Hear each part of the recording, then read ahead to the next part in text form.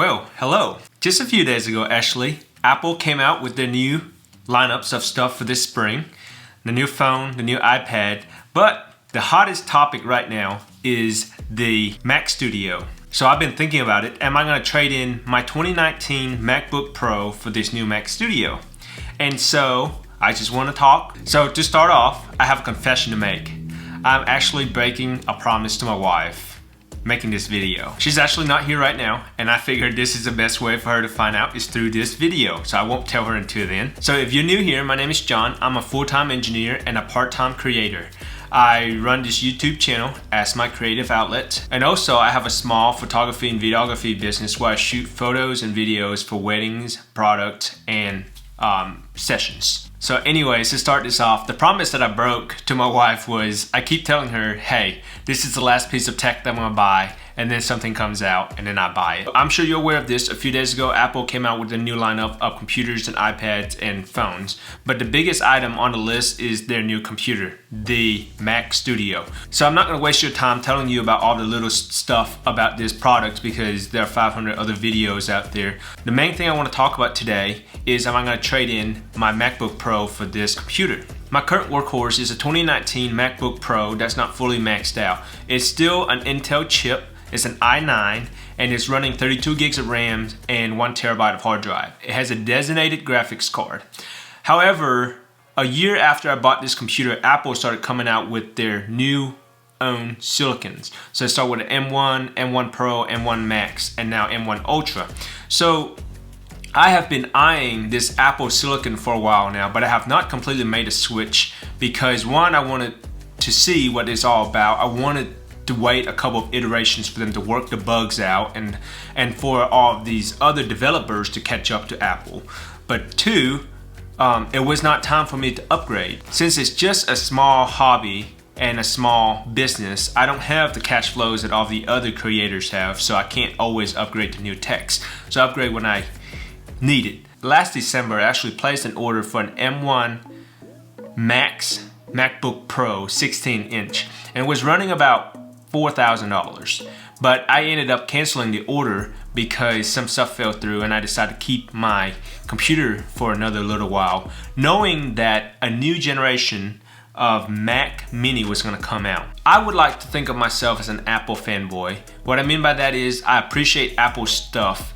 I think highly of their products, and just about everyone I talk to, I recommend Macs because I enjoy their operating systems. I enjoy how it works with my phone. I enjoy how it works with my iPad, but I'm not one of those crazy fanboys where I'm paying $20 or $30 or $40 for a wiping cloth, and I'm not paying $500 for a pair of headphones that look so ugly.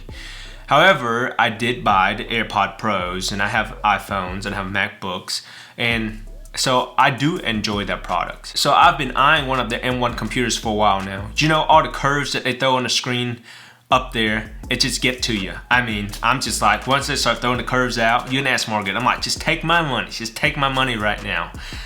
Those curves really don't speak a lot to me. However, I do know that I have been running into some issues with my 2019 MacBook Pro. Starting in the last year or so, after I switched over to the R6, I don't know if it's the compression on the R6 files, both videos or photos. I don't know if it's the way I've edited. It's gotten more advanced where I've been color grading more, I've been adding more layers, or what. Even in Lightroom, moving between photos, zoom in, zoom out, have gotten slower, and it's been a little more stuttery. Or it could have been that because Apple has been coming out with these newer operating systems and the developers been coming out with more advanced programs, that it's just demanding more processing power and my computer just can't handle it anymore. What used to take me 5 minutes to export for a video is now taking me 25 or 30 minutes to export. Or when I'm adding a plugins or something like that to my video, it started spinning. I'm getting this spinning ball, so I'm trying to open a project and it's spinning. And so this extra time that it's taking to export, while it's doing that, I'm sitting there waiting. There are other things I could be doing that I'm wasting the time on exporting. I could be working on another project, I could be playing with a baby, I could be doing chores. However, I'm sitting here waiting for the project to export so I can work on something else. Also, I've been working as an editor for a company not too far from here. They shipped me their wedding videos and I edit it and I turn it into a finished product for them.